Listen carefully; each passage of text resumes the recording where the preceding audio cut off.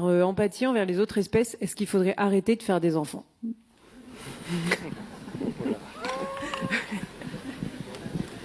Oui, c'est une question lourde, ça.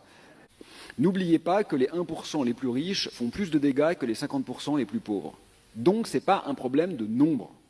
Elon Musk, à lui seul, fait plus de dégâts que tout le continent africain réuni. Ce n'est pas un problème de nombre. On maximise l'espace, c'est ce qu'on sait faire.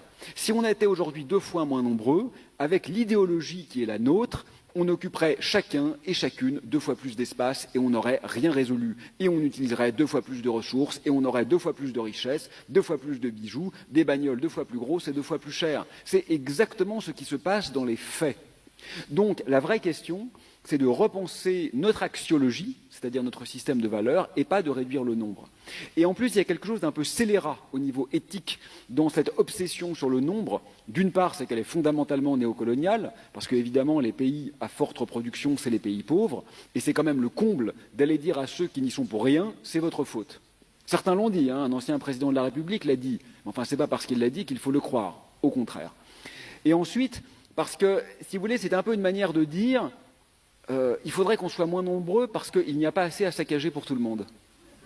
Parce que si on ne saccage pas, il y a assez en réalité. Il n'y a pas assez que parce qu'on est dans cette logique de superprédation.